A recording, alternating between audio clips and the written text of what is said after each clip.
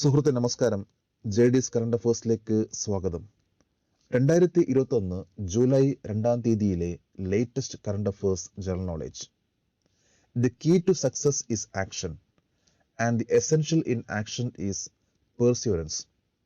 വിജയത്തിന് താക്കോൽ ആക്ഷനാണ്, പ്രവർത്തനമാണ്. പ്രവർത്തനത്തിൽ അത്യാവശ്യമാണ് സ്ഥിരോത്സാഹം. നമ്മളുടെ വിജയത്തിന് നമുക്ക് ഉത്സാഹം ഉണ്ടെങ്കിൽ മാത്രമേ വിജയിക്കാൻ സാധിക്കുകയുള്ളൂ. നമുക്ക് ഉത്സാഹമില്ലെങ്കിൽ നമുക്ക് ഒരിക്കലും മുന്നോട്ട് പോകാൻ സാധിക്കില്ല. നമുക്ക് ഒരു എനർജി ലഭിക്കുകയില്ല. അതുകൊണ്ട് നമ്മുടെ മനസ്സിൽ വിജയിക്കണം എന്നൊരു ആഗ്രഹവും ഉത്സാഹമുണ്ടെങ്കിൽ നമുക്ക് ഏതൊരു കോമ്പറ്റേറ്റീവ് എക്സാമിലും നന്നായിട്ട് പെർഫോം ചെയ്യാൻ സാധിക്കും. ഓരോ ദിവസത്തെയും നമ്മളുടെ അപ്ഡേഷൻസ് ആണ് നമ്മളെ വിജയത്തിലേക്ക് എത്തിക്കുന്നത്. ഇവിടെ ഈ വീഡിയോ ഓരോ ദിവസവും ലേറ്റസ്റ്റ് ആയിട്ടുള്ള കറണ്ട് അഫേഴ്സ് ആണ് നൽകാൻ ശ്രമിക്കുന്നത്. അതേപോലെ ഈ വീഡിയോ ഇഷ്ടപ്പെടുകയാണെങ്കിൽ ഈ ചാനൽ സബ്സ്ക്രൈബ് ചെയ്യാൻ മറക്കരുത്. അതോടൊപ്പം ഷെയർ ചെയ്യാനും. നമുക്ക് ഇന്നത്തെ ചോദ്യങ്ങളിലേക്ക് പോകാം. As per the report of the UDISC Plus, which is the only state had more than 90% of functional computer facility.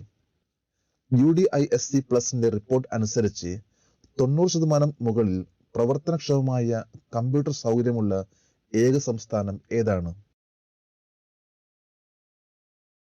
Kerala. 2021 July 1 unified district information system for education plus release ചെയ്ത report പ്രകാരം കേരളത്തിൽ 90% മുകളിൽ പ്രവർത്തനക്ഷമമായിട്ടുള്ള computer സൗകര്യമുള്ള ഏക സംസ്ഥാനമാണ് കേരളം. അതുപോലെ തന്നെ രാജ്യത്ത് ശരാശരി 22% സ്കൂളുകളിൽ മാത്രമേ ഇന്റർനെറ്റ് ഫെസിലിറ്റീസ് ഉള്ളൂ. ഏറ്റവും കൂടുതലായിട്ട് ഇന്റർനെറ്റ് ഫെസിലിറ്റീസ് ഉള്ള സംസ്ഥാനങ്ങളാണ് കേരളം, ഡൽഹി, ഗുജറാത്ത്. കേരളത്തിൽ 88%, ഡൽഹിയിൽ 86%, ഗുജറാത്തിൽ 71%. What is the Czech Prime Minister name who took part in a chess tournament to support Kerala's COVID preventive efforts? കേരളത്തിന്റെ കോവിഡ് പ്രതിരോധ പ്രവർത്തനങ്ങളെ പിന്തുണയ്ക്കുന്നതിനായി ചെസ് ടൂർണമെന്റിൽ പങ്കെടുത്ത ചെക്ക് പ്രധാനമന്ത്രിയുടെ പേര്? Anrich Babis. പാവൽ മറ്റോച്ച എന്ന ഒരു വ്യക്തി, അദ്ദേഹത്തിന്റെ ആശയമാണ് ചെസ് ട്രെയിൻ. ഓടുന്ന ട്രെയിനിൽ ചെസ് കളിക്കുക. ഇദ്ദേഹം 2020 കേരളത്തിൽ എത്തുകയും ചെസ് കേരള ഓർഗനൈസ് ചെയ്ത ഒരു ചെസ് ടൂർണമെന്റിൽ പങ്കെടുക്കുകയും ചെയ്തിരുന്നു. ചെസ് കേരള കേരളത്തിന്റെ കോവിഡ് പ്രതിരോധ പ്രവർത്തനങ്ങളെ പിന്തുണയ്ക്കുന്നതിനായി ഇന്റർനാഷണൽ ലെവലിലെ ചെസ് ടൂർണമെന്റ് ഓർഗനൈസ് ചെയ്യുന്നു എന്നറിഞ്ഞതിനു ശേഷം പാവൽ മറ്റോച്ച തന്റെ രാജ്യമായ ചെക്ക് റിപ്പബ്ലിക്കിൽ കേരളത്തിന് വേണ്ടി ഒരു ചെസ് ടൂർണമെന്റ് സംഘടിപ്പിക്കുകയും ഇതിൽ check prime minister Anrich Babis പങ്കെടുത്തുകൊണ്ട് കേരളത്തിലെ ചെസ് ടീമിനെ പിന്തുണച്ചു. In which state of India a PSA oxygen plant was set up by FACT Kalamassery, inaugurated by Union Minister? ഏത് സംസ്ഥാനത്താണ് FACT കളമശ്ശേരി സ്ഥാപിച്ച ഒരു PSA ഓക്സിജൻ പ്ലാന്റ് കേന്ദ്രമന്ത്രി ഉദ്ഘാടനം ചെയ്തത്? Uttar Pradesh. 2021 July 1 union minister of state for fertilisers Mansukh Mandaviya UPയിലെ ബസ്തിയിൽ ഒപെക് കൈലി ഹോസ്പിറ്റലിലെ FACT സ്ഥാപിച്ച ഒരു ഓക്സിജൻ പ്ലാന്റ് ഉദ്ഘാടനം ചെയ്തു. Fertilisers and chemicals Travancore FACT 5 PSA oxygen പ്ലാന്റുകളാണ് നിർമ്മിച്ചിട്ടുള്ളത്. ഇതിൽ ഒന്നാണ് UPയിൽ. മറ്റ് 4 പ്ലാന്റുകൾ കേരളത്തിലെ വിവിധ ഹോസ്പിറ്റലിലാണ് സ്ഥാപിച്ചിട്ടുള്ളത്. Name of the first Indian male athlete from Malappuram to qualify to participate in the 400 metre hurdles in the Olympics. ഒളിമ്പിക്സിൽ 400 മീറ്റർ ഹേർഡിൽസിൽ പങ്കെടുക്കാൻ യോഗ്യത നേടിയ മലപ്പുറത്ത് നിന്നുള്ള ആദ്യത്തെ ഇന്ത്യൻ പുരുഷ അത്ലറ്റ് ആരാണ്? MP ജാബിർ. 25 വയസ്സുള്ള നേവി ഉദ്യോഗസ്ഥൻ MP ജാബിർ പട്യാലയിൽ നടന്ന ഇന്റർസ്റ്റേറ്റ് അത്ലറ്റിക് ചാമ്പ്യൻഷിപ്പിൽ 49.78 സെക്കൻഡ് കൊണ്ട് 400 മീറ്റർ ഹേർഡിൽസ് വിജയിച്ചു. ഇതിലൂടെ വരാൻ പോകുന്ന ഒളിമ്പിക്സിൽ മത്സരിക്കാനുള്ള യോഗ്യത നേടി.